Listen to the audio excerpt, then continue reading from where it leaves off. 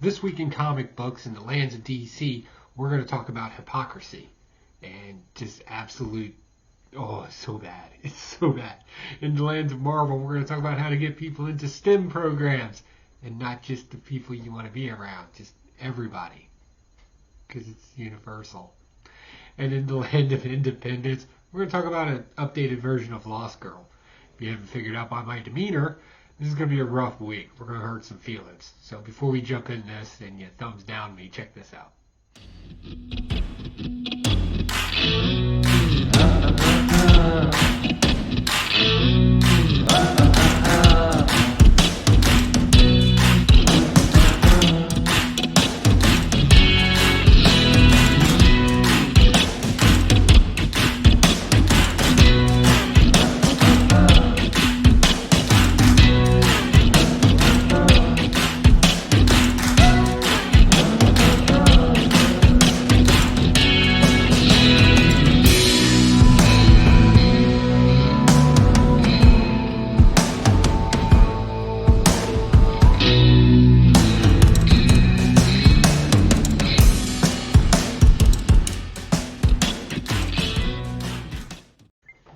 Hey, what's going on, you wonderful weirdos? It's another week of new comic books, right? Just fun-filled fantasy and escapism in its finest.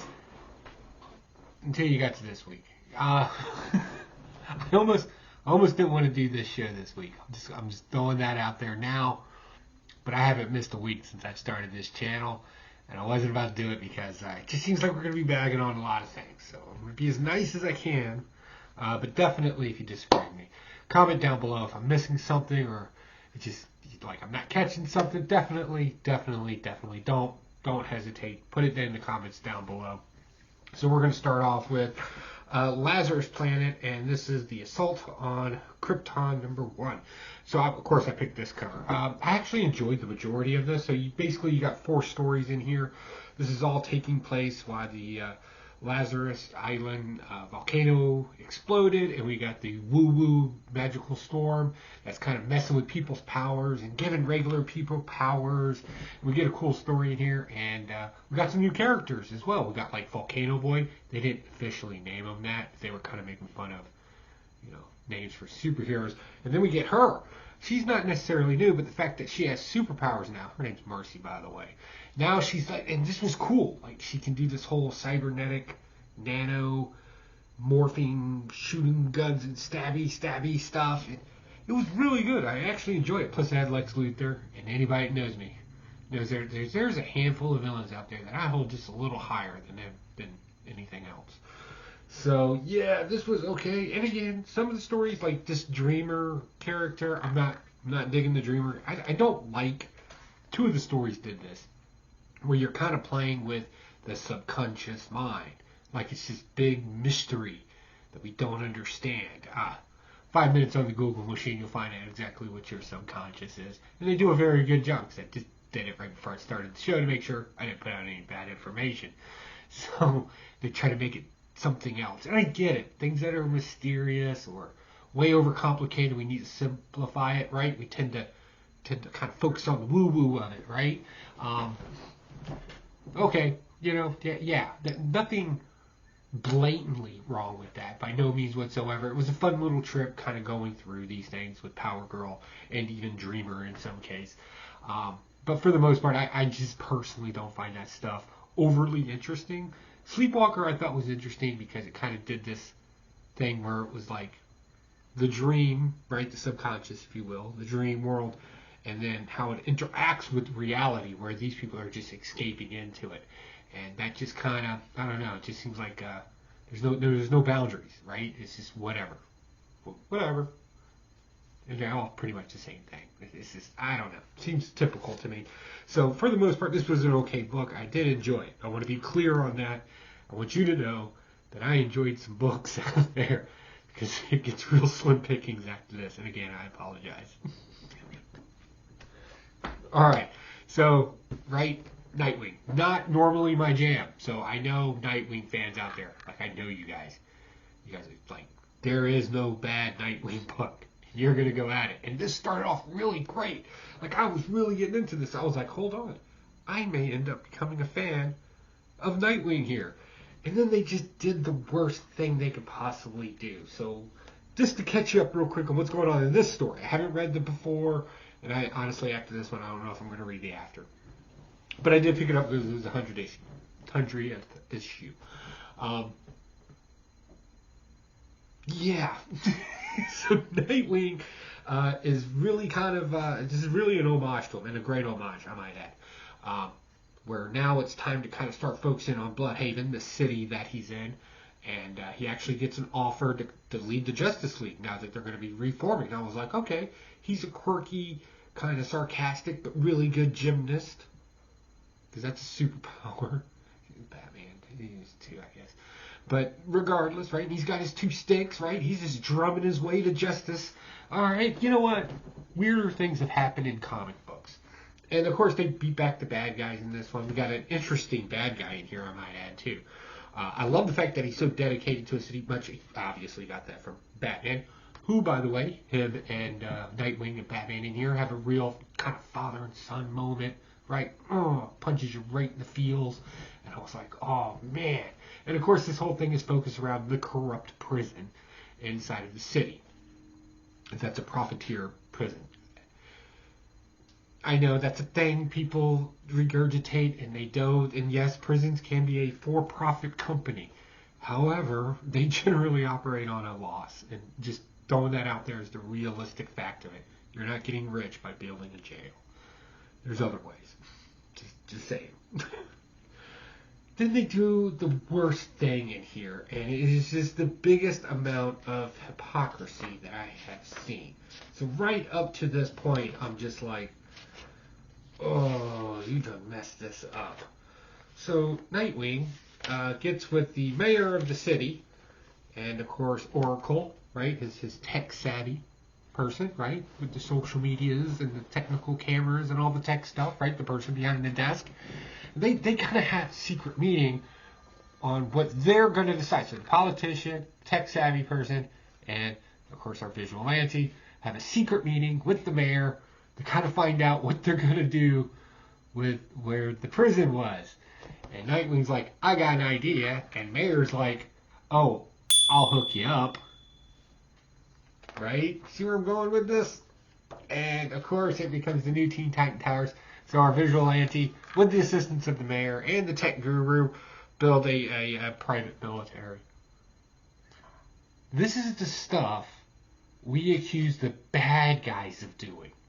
This isn't good guy stuff. Like, I'm just saying, right? You don't get to, like, if I changed Nightwing into Red Hood, right? This is a villain story. But because we put Nightwing in it, all of a sudden that justifies, like, help me understand how the actions are different just because the people are different. The actions are the actions at the end of the day. I'll tell you right now, in my own little city here, right? I'll pick the city across the way. We'll pick that one because Norfolk's a very much smaller city. It's about 247,683 people last census, I believe. So let's say that myself and a couple other guys, we're like, hey, we're going to take this building, right? It probably belongs to the city since it's a prison and all. And we're going to make our own secret headquarters. And since we're all military, so, you know, we're the good guys, we're going to set, that I could have done a lot better on that one. And they also kind of got into this thing about bail and how bail's unfair. And I will sympathize to some degree that bail is purposely overpriced just to show the obvious that freedom was trying to be obtained until the person could be found guilty or innocent. I do agree that is way overinflated, and judges should not have that kind of power to put some arbitrary amount on a bail. I agree with the writer there. However, I don't agree with no bail because, well, look at some of the cities that have instituted, like, it doesn't work. They've literally gone out and just recommitted crimes, even worse crimes in some cases. So, I don't know, I'm kind of torn on that. And I want to be very clear. This isn't a political thing. This is a civics thing. You know, where do you live, and should that be the blueprint for everybody? And what three people are making those decisions there? I don't I don't agree with that, and I don't agree with that messaging. I think that's very poor messaging. I'm one of those guys that say comic books are best when they're an exaggeration or the extreme ends of life. Like I do believe that. But the good guys shouldn't be doing villain stuff, and villains should be villains. That way it's easy to tell the story of what's morally and ethically correct versus what's just bad. You know what? How do you live outside of society? I mean, seriously, in this day and age. And I can't say I'm 46 years old and I'm saying that. Okay, I've ranted. I've ranted. I apologize. Please don't hate me. But it doesn't get much better. All right, next. I don't know what happened. Like, they had such a good idea, and then one bad day, bang, right? This took a different turn than the other books. I want to make that clear. The other ones, kind of with the Iceman, Dr. Freeze, and the Riddler one, all they did in that case, in those books, was just take away the gimmick, right? So with Mr. Freeze, or Dr. Freeze, whatever we're calling him now, you know, it was take away the excuse of him trying to keep his wife alive, and then come find out he's still bad, right? With the Riddler, take away the Riddler. He just did that for fun. Take that away, and he's just as random as any other criminal, really solidifying the villainous portions of them. In this one, we just took Venom, the stuff that makes him Hulk out, and we just took that away from him. Come to find out, he's actually kind of a nice guy. He's a wrestler. He wants to do good things. He worked with Batman for a while, which was a good run, by the way. I'll give him that. But it just took, like, I'm one of those guys. Just like I said before, if my villains are going to be in the story, then my villains need to be bad. If they're going to be rogue scallions for a while, or the rogue inside of a superhero team, like, yes, that's always a good story. I'm not saying that it needs to be a hard line.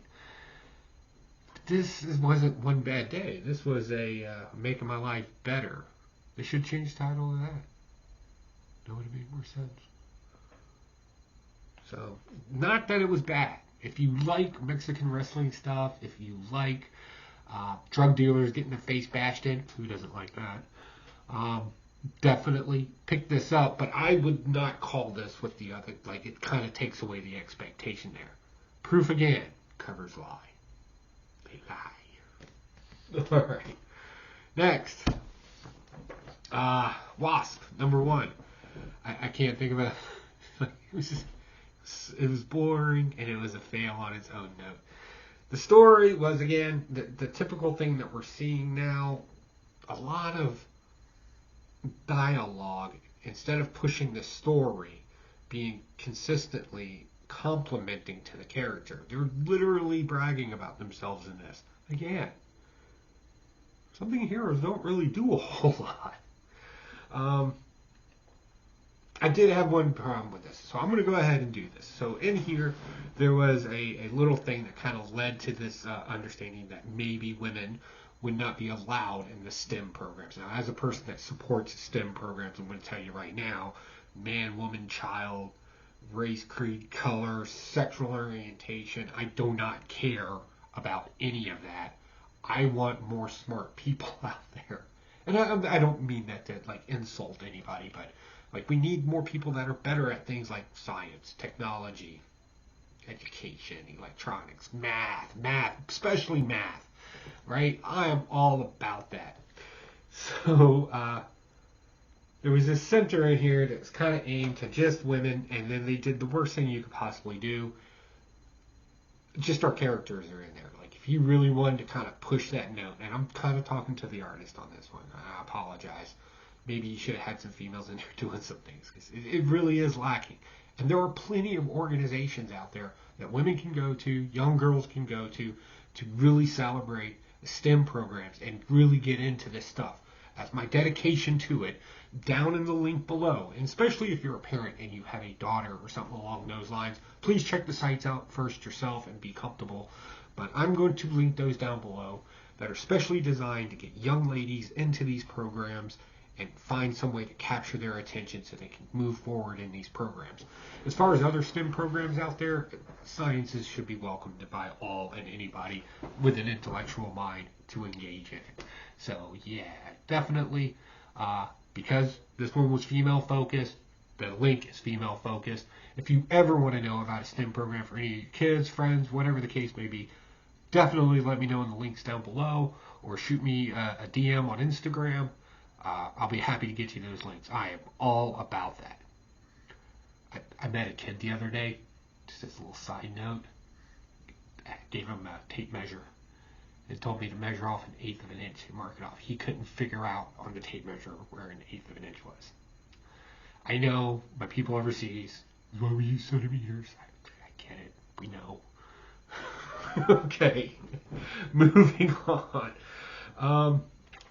Iron Man. So, again, this is another one of those things. This is getting weird to me. I'm not sure. I don't really understand this story. So we had a character in the background who's trying to ruin Tony Stark's life, right? Making him look drunk in the public eye when he's a rehabilitating alcoholic. Riri Williams makes a point in here. I love the concept of Riri Williams. Again, back to that whole women in science thing. I totally get it. How do you spoil that? You give her the 10 rings of the Mandarin and woo-woo powers. Like, you really kind of missed the point there, guys. Okay. So now she's like just crazy overpowered, and I get it, whatever the case may be. So definitely everybody should have a heroic goal, and they should be larger than life. But what's the point of it being in this story if Tony Stark's supposed to be figuring out his own thing and defeating his own demons, if you will, in this? You know, the ones that aren't in the bottle. Okay. And bringing back the living laser and flashback into stories on both of those, again, proof, you know, you can say in the comments if you like, that they're just not written for you. Well, if they're not written for me, why are you flashbacking to stories that I've read before? The living laser, the whole Jessica Van Dyne storyline, and like, I was alive. I remember those stories. So I'm not buying that anymore. I'm not using that as an excuse anymore. It will not be recognized on this channel. If you're writing something entertaining, then it should be for all. Because God knows you want all their money. Right? So that's not an excuse on this channel anymore. I'm sorry. I love you. I'm rooting for you out there. But no. Alright, next. Punisher. So Ares finally falls to the hands of Punisher, and she gets these crazy godlike things, and he's crushing him, right? We went total woo-woo with Punisher on this one. And this is actually interesting, because now comes the real world stakes of making your decisions, fighting your battles, and dealing with your past and everything else. The Avengers have a problem with him now. He's getting a little too overpowered. Not that it should be their place to ever say their best friend's Thor, a living lightning god. But now they kind of are all getting together. Wolverine's in there too. So now it's like, we got to go take care of him. Captain America, surprisingly, is like, yeah, we need to go take care of him. So, Moon Knight too is going to jump in on this one. So yeah, I'm really kind of curious how that goes. Because now, not only do we have he's the ultimate hand of the beast, you know, murderer, killer, assassin guy, literally defeated war, and even Ares recognized him for a second with an old nod. Good job.